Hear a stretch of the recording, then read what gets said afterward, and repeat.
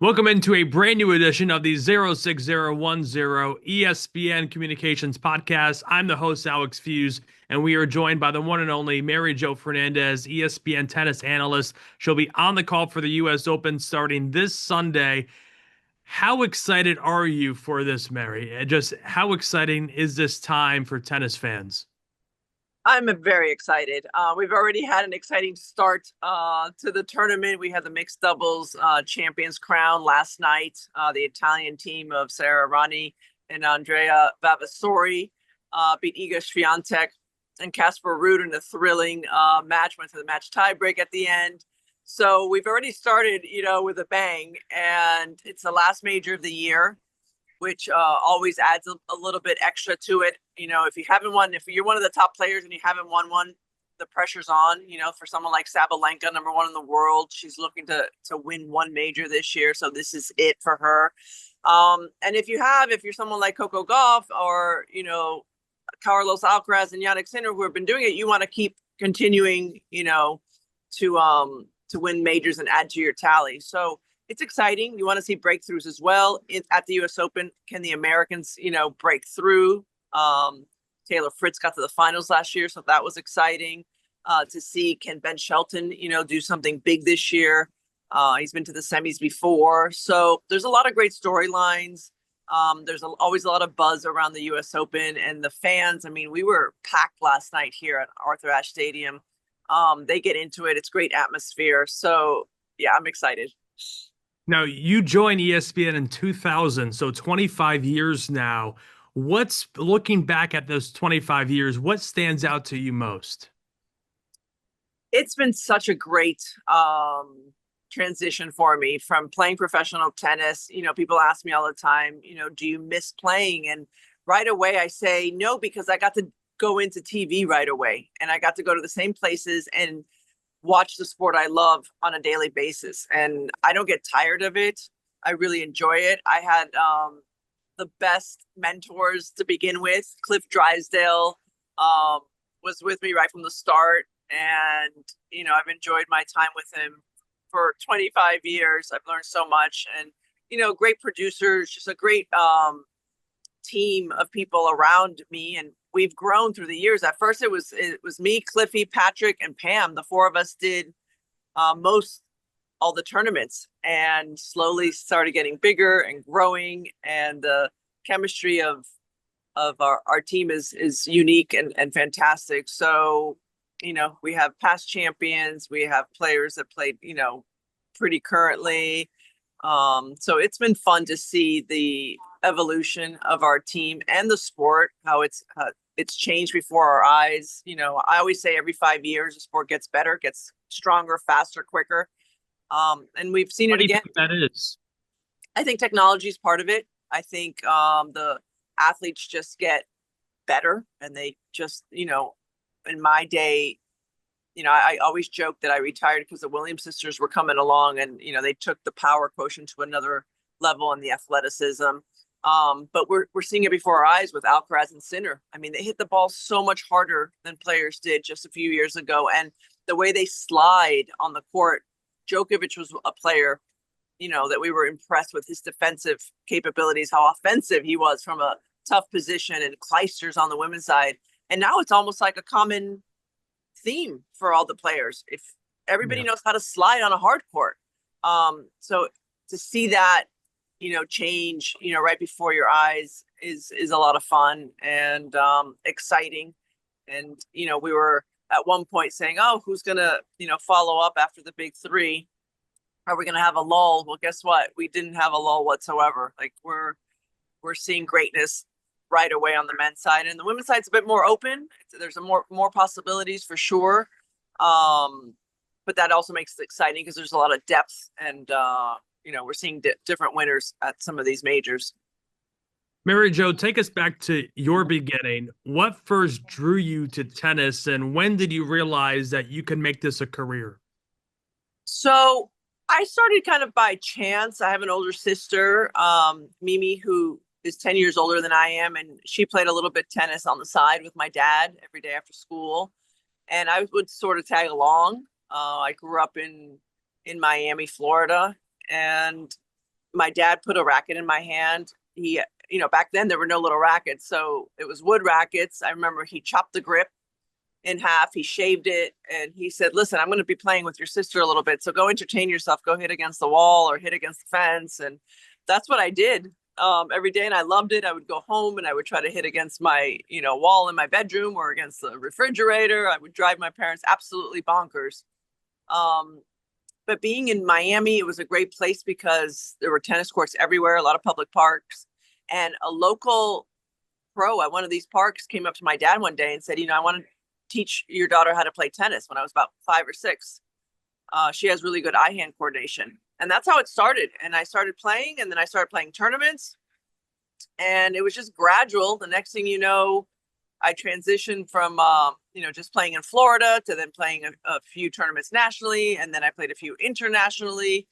And once I won the Orange Bowl, which was the big international junior event in the 18s, that was sort of the stepping stone into turning pro. And back then, I don't know, Alex, if you know, but most players turned pro really young. Steffi Graf and Sabatini, they were all playing when they were 13, 14. So I was 14 when I turned pro. My parents made sure I didn't drop out of school, so I finished high school. I was a freshman in high school when I turned pro. So, I had to balance that out. But looking back, it was probably good. I don't think I was ready to go full time on the tour. And then when I graduated high school in '89, then it became my profession. And I loved every minute of it. Well, at 14 and 8 days, you became the youngest player to win a main draw match at the U.S. Open. And so you talk about that. So then you go right back to high school. What was that like? It was great because my friends knew me before tennis.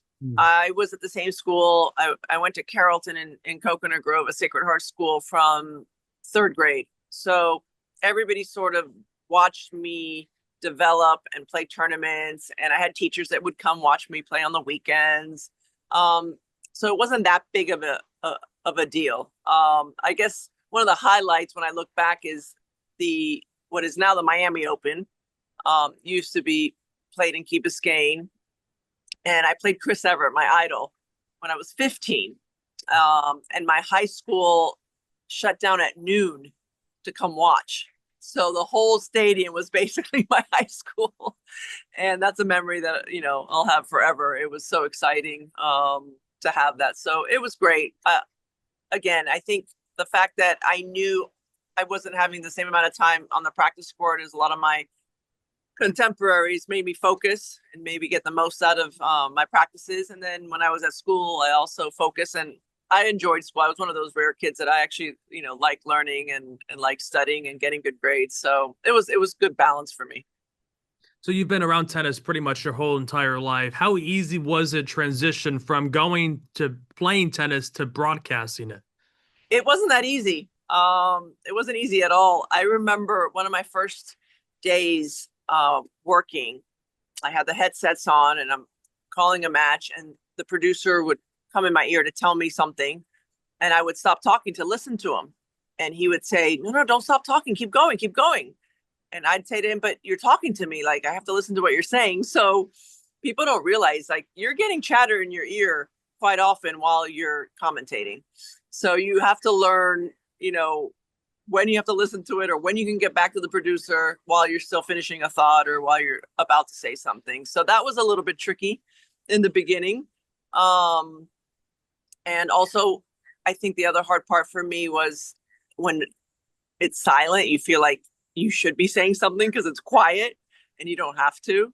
But again, I was really lucky because between, Cliff Drysdale and Patrick McEnroe, Pam Shriver, who I worked with right away, they had experience, and they always encouraged me and gave me, great advice. I had producers that would sit with me afterwards and go over tape and, look at what I needed to improve. And we still do that now, which is terrific.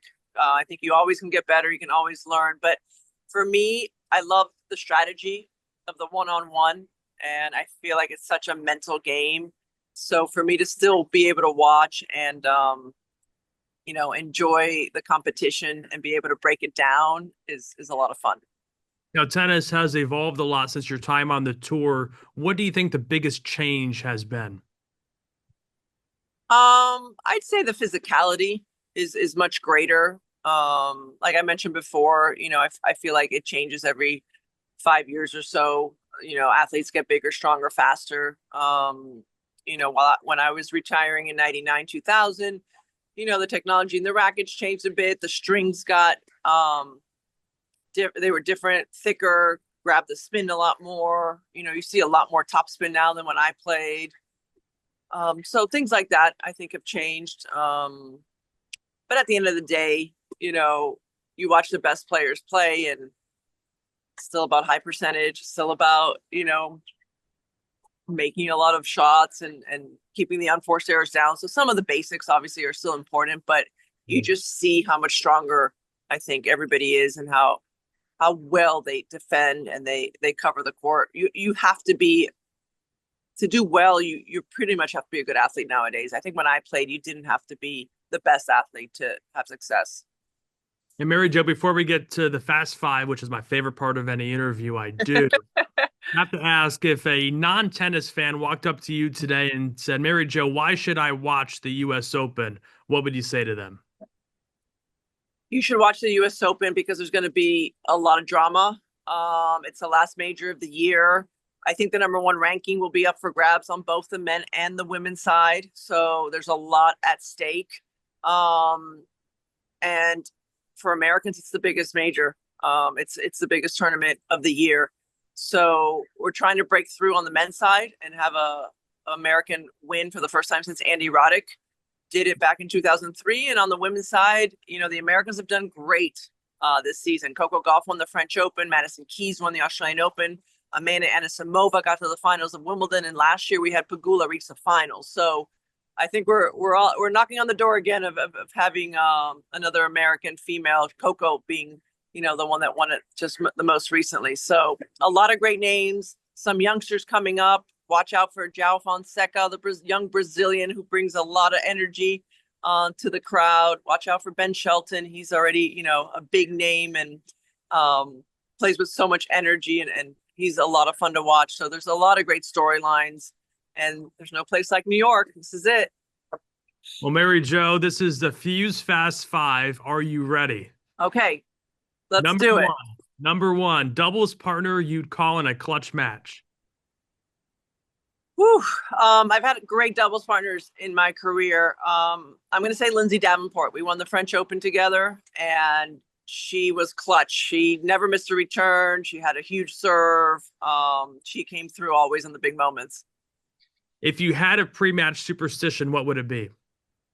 So I liked my rituals.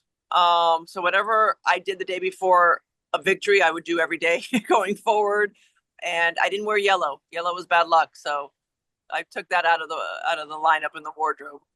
When did you realize yellow was bad luck for you? When I was a junior, I had a Fila yellow outfit that I loved, and I wore it all the time. Besides Chrissy, I liked Bjorn Borg, and he used to wear this outfit. And every time I wore it, I lost. Didn't matter who I played. And I said, okay, must be the color. And it stuck with me.